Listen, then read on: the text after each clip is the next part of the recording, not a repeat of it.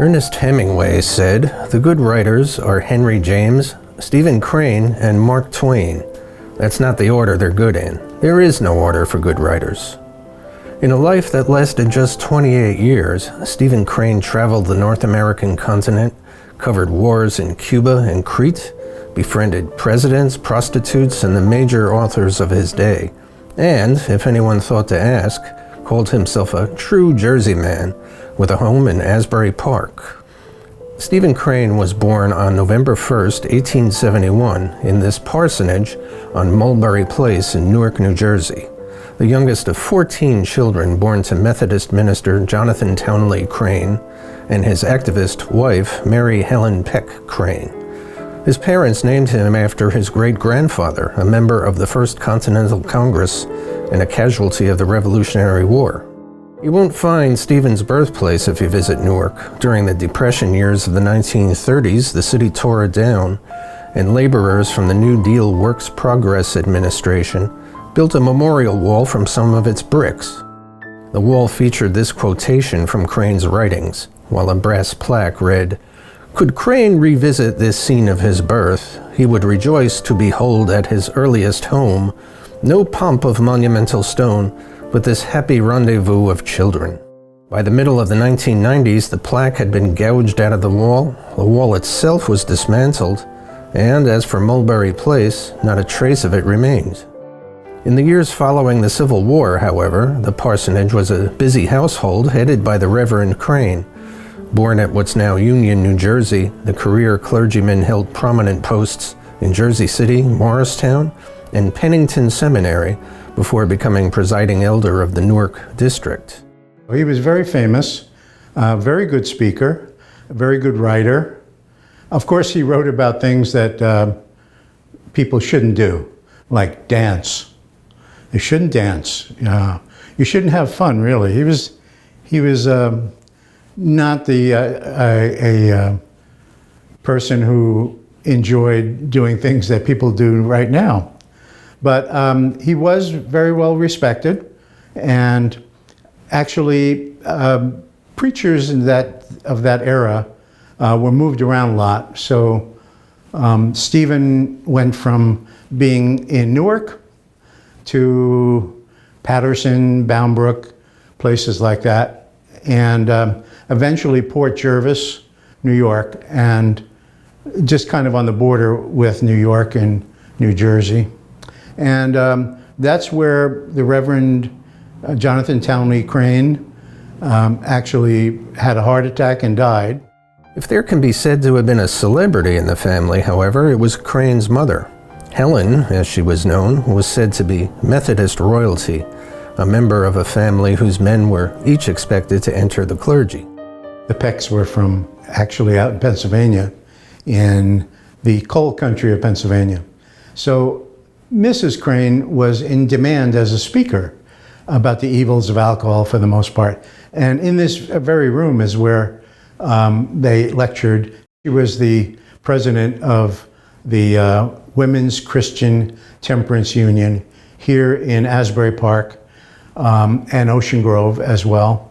And she and the women there petitioned the government of New Jersey to allow women the right to vote in school board elections. That was kind of the camel's nose under the tent. And so women were allowed to vote in school board elections, and then, of course, decades later, were granted the suffrage as well. So Mrs. Crane herself was a very good writer. She wrote several short stories. She used a pen name of Jerusha Ann Stubbs. I don't know where she got that from, but that's what she did. Stephen would say she was a tiny woman who had bird-like movements. She also was a very, very sweet woman who was not afraid to scandalize the neighbors by taking in a young woman who was pregnant but not married. So, of course, that scandalized the neighbors, but Mrs. Crane didn't care. Stephen would say about his mother that she was more of a Christian than a Methodist. She was a woman who was into women's rights and also the rights of the less fortunate. She helped to establish a trade school for young black women, which was kind of interesting at the time. The Reverend Crane, her husband, was an abolitionist and yet tread very lightly around the whole subject of slavery. And even when he gave a great sermon about Abraham Lincoln upon Abraham Lincoln's assassination, did not talk about emancipation or anything like that. He was afraid before the Civil War that there would be a bloodbath if people talked about slavery, people up north. So he kind of downplayed it, even though he was an abolitionist. By the time that the widowed Helen moved to Asbury Park, only 2 of her 9 surviving children made the trip with her. School-age Stephen and his sister Agnes, 15 years his senior. Agnes, who was a school teacher here in Asbury Park for 1 year. Agnes was 28 at the time. She was 15 years older than Stephen. And unfortunately, after a year of teaching here, she died of spinocerebral meningitis. And so she really was, for Stephen, his bright angel. That's what Stephen referred to her as. She herself was a very good writer. She wrote a daily diary. Also had a lovely sense of humor. She called herself Mother's Ugly Duckling, although she was very sweet. And she was the one who basically was the surrogate mother for Stephen. Agnes would pass away just 1 year after moving to Asbury Park, like Stephen at just 28 years of age. She's buried in the family plot at Evergreen Cemetery in Hillside, New Jersey, along with her parents and several of the siblings who died in infancy. After Jonathan Crane's death in 1880, Helen would move several times, both with and without Stephen, who stayed for a while at the home of his prominent attorney brother William in Port Jervis, New York. Another brother, Jonathan Townley Jr., had settled on the Jersey Shore as a well-known newspaperman. It was on a family visit to the Methodist encampment at Ocean Grove that young Stephen had his photograph taken, and where Helen became intrigued by the newly established community of Asbury Park. Her oldest son, Jonathan Townley Crane Jr., was the head of all of the, actually the news service here in Asbury Park and in Long Branch. So she finally ended up moving to Asbury Park in order to be close to him, because he lived here, and also close to Ocean Grove, which was like considered the Methodist Mecca in those days. So she's very familiar with it.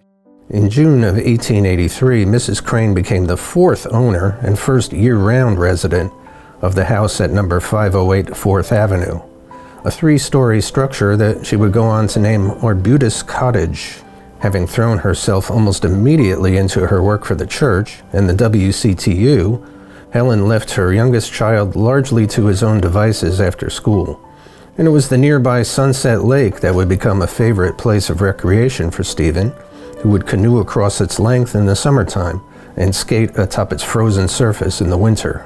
Another favorite haunt of Mrs. Crane's latchkey child was the city's new public library on First Avenue, within whose shelves the avid reader Stephen would lose himself, and, it's been said, lose his virginity. By the time he graduated from the old Asbury Park High School in 1885, Stephen had written his first short story, Uncle Jake and the Bell Handle, and was pondering a life as a writer even as his mother was urging him to enter the family business of the clergy. In the fall, Crane entered Pennington Seminary, the boarding school where his father had once served as principal. He would stay for 2 years, during which time another brother, railroad worker Luther, would be killed on the job, and his mother, plagued by many personal losses within a few short years, would suffer what the Asbury Park Press reported as a temporary aberration of the mind. In 1887, Stephen would transfer to the military-style academy Claveret College, an experience that he would recall as the happiest time of my life, although I was not aware of it. Showing promise in subjects like history and English, the future author took a particular interest in the school's military drills, and in the game of baseball. Dressed in his full military school regalia during a visit home in 1888, Stephen posed for the only known photo of him taken in Asbury Park at the Cookman Avenue studio of photographer William Stouffer. That summer, Stephen went to work for the first time as an uncredited correspondent for his brother Townley's news service, reporting on the comings and goings of seaside hotel guests, and making his rounds by bicycle, or, on his newest passion, a pony named Pudgy. Having disappointed his mother's ambitions for his becoming a clergyman or an academic, Stephen was next sent to Lafayette College in Easton, Pennsylvania, in hopes that he'd become a mining engineer. Although, if the 17-year-old could be said to major in anything, it would be playing billiards in the pool halls of downtown Easton. Helen would make one more attempt at furthering her youngest son's education, for which she'd call upon her uncle, Bishop Jesse Peck, a co-founder of Syracuse University. Attending classes for just a single semester, Stephen would eventually abandon his studies altogether, concentrating instead on his greatest claim to fame on campus, his station as captain of the Syracuse baseball team. Stephen also was very, very into sports.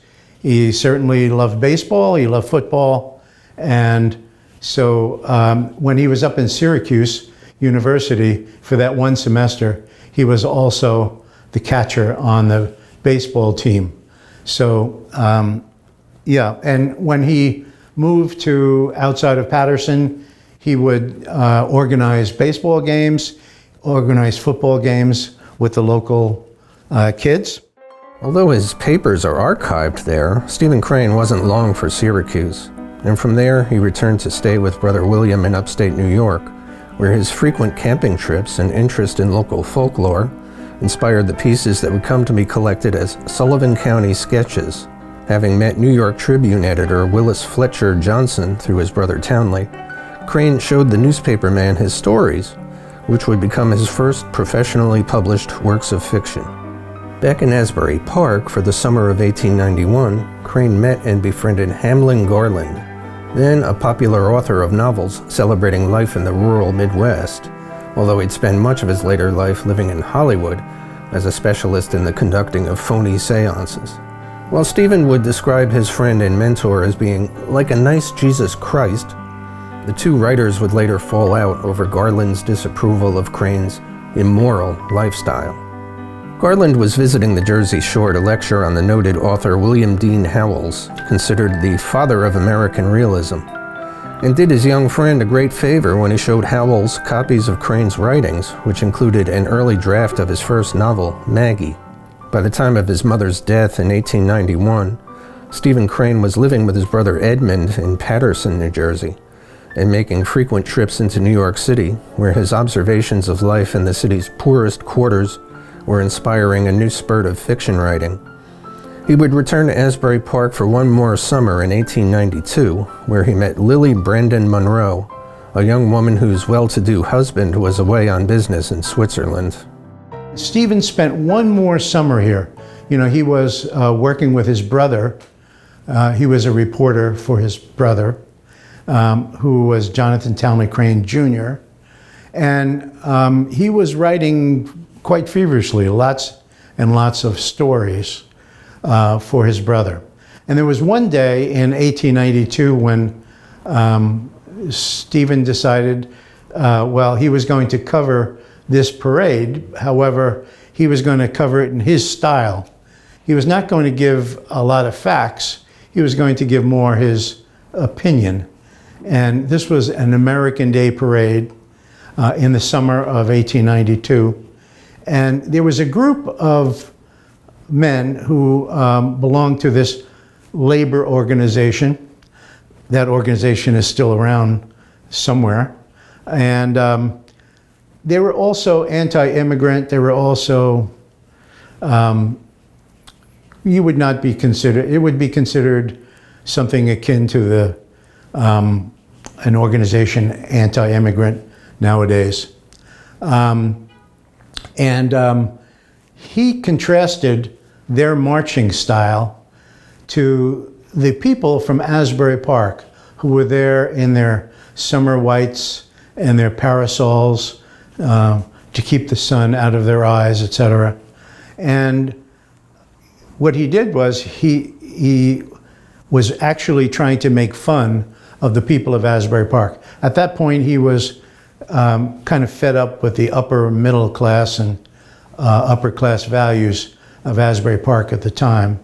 And so actually what he did was he was making fun of Asbury Park, and the people who were marching, they thought he was making fun of them, which he really was not. As a result, he was fired, and it was probably the best thing that ever happened to him, because that gave him the opportunity to leave Asbury Park and go where he really wanted to be, which was New York City. Having come to a mutual parting of the ways with Asbury Park, Crane gravitated toward the life of the bohemian writer in the big city, where he sold occasional pieces to newspapers, while continuing to work on his novel, stories, and poetry. Often sickly and appearing malnourished, the ambitious author became roommates with Corwin Linson, an artist who illustrated several of Crane's published pieces. In 1894, the friends and collaborators would journey to the coal fields of eastern Pennsylvania to research a magazine article that stands as one of Crane's greatest works of journalism, In the Depths of a Coal Mine, describing the grim existence of the workers known as mules. Crane alerted a national audience to the plight of the children, some as young as 7 years, who toiled separating coal rather than attending school. The article was originally subject to heavy editing by McClure's magazine, however, prompting Crane to complain, "Why the hell did they send me up there then? Did they want the public to think the coal mines gilded ballrooms, with the miners eating ice cream in boiled shirt fronts?" Corwin Linson, who outlived his friend by some 50 years, would go on to write the highly regarded memoir, My Stephen Crane, and would spend much of his later years as a resident of Atlantic Highlands, New Jersey. Upon her death, Helen had bequeathed a share of her Asbury Park property and other assets to each of her surviving children, with William Crane eventually buying out the interests of his siblings. First one to sell was Stephen, who used the proceeds to self-publish his first novel, Maggie, A Girl of the Streets, under the pen name of Johnston Smith. A realistic study of life in the Lower East Side slums of Manhattan, Maggie would eventually be credited to Crane after the novelist had gained fame as the author of the work that remains his most enduring masterpiece.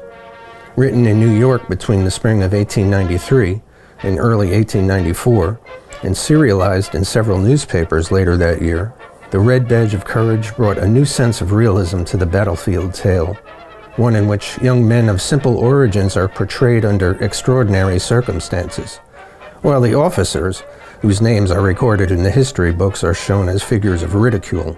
Never out of print and translated into dozens of languages, Crane's signature work has been adapted into feature films, TV dramas, radio plays, comic books, a stage musical, and even a play that updated the action to the war in Afghanistan. Enjoying overnight fame from the publication of the novel that was said to have appeared like a flash of lightning out of a clear winter sky, Crane was sent on assignments to places that included the American West, Mexico, and the significant battlefields of the Civil War. And in 1895, he would return one more time to his old Asbury Park stomping grounds.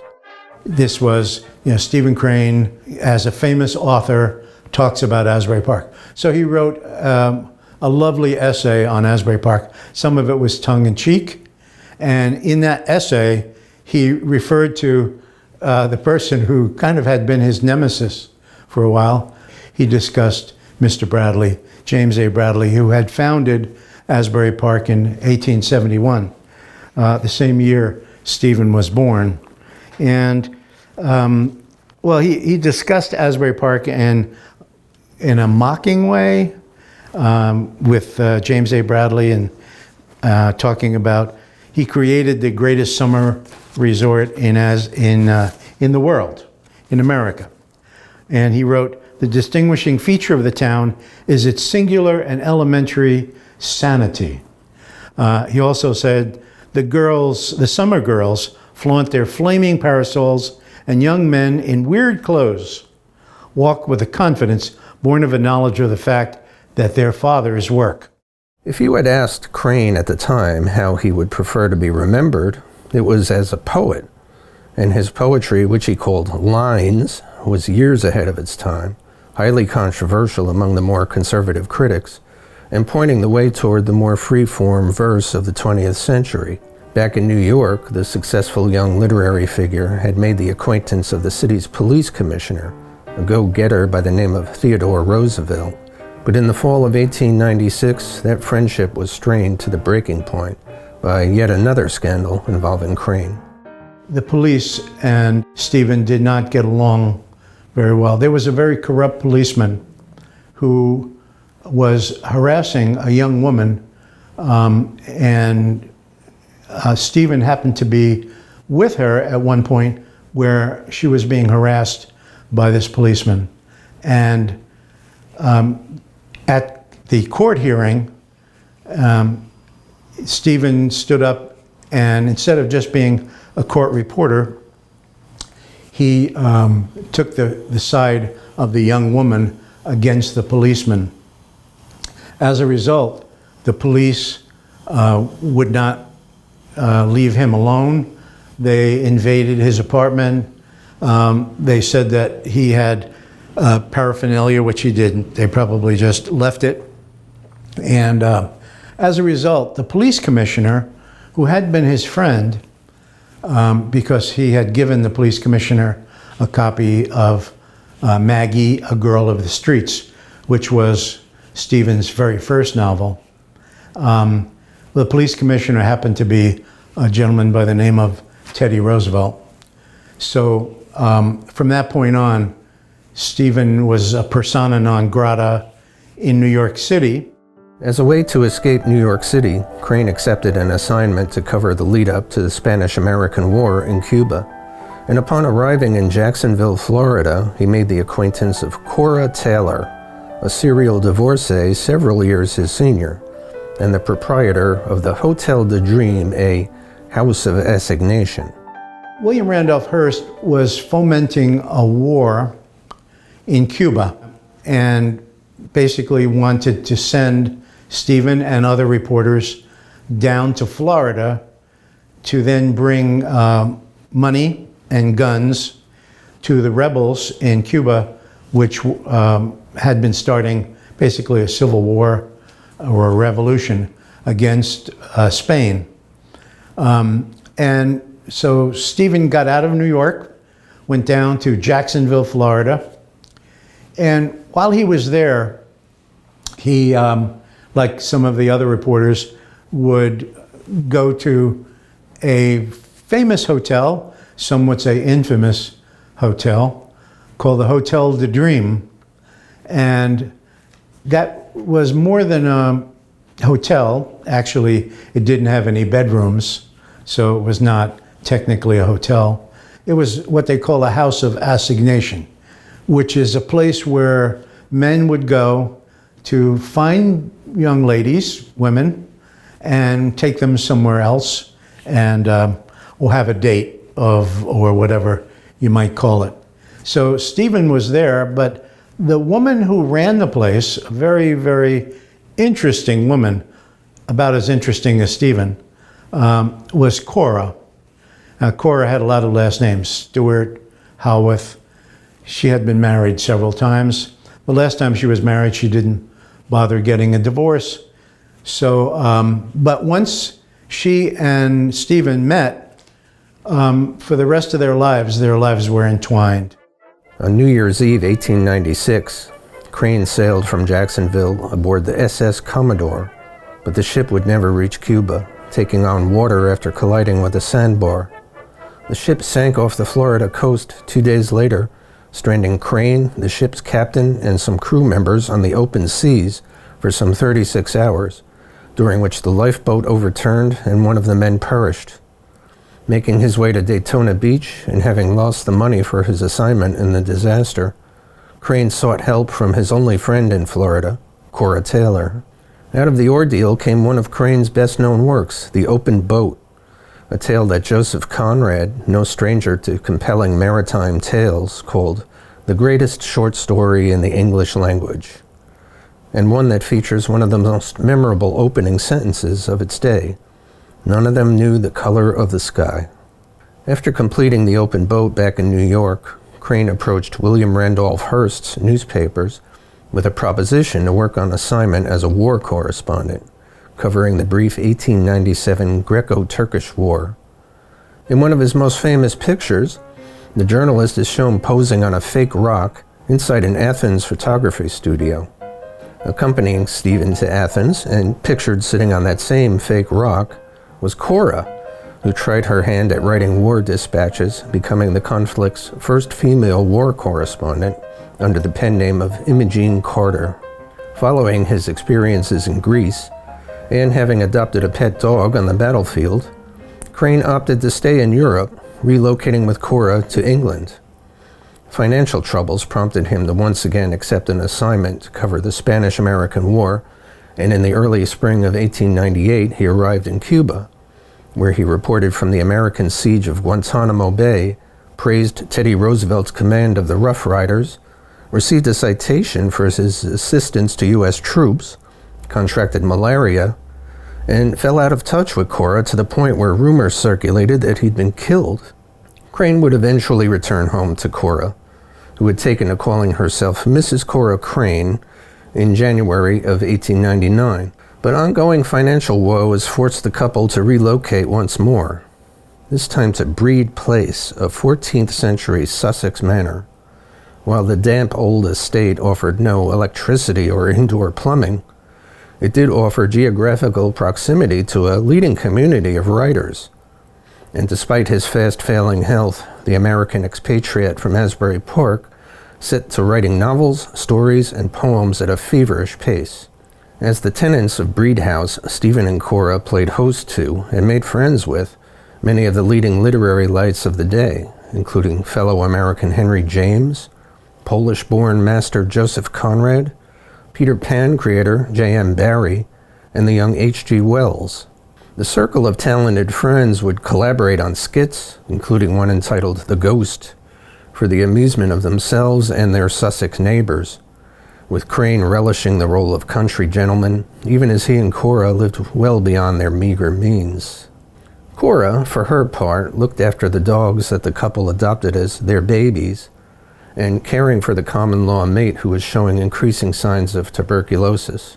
Among the projects that Crane worked on during his months at Breed House was The O' Ruddy, a novel that he asked his friend and fellow writer Robert Barr to complete from his dictated notes and instructions. Dated December of 1899, the last known photograph of Stephen Crane was taken just days before he suffered the first of several severe pulmonary hemorrhages. And by the spring of 1900, the prolific writer had put aside his pen, soliciting advice regarding health resorts on the European continent. The couple undertook a difficult trip by boat, train, and wagon to the spa at Badenweiler in Germany's Black Forest.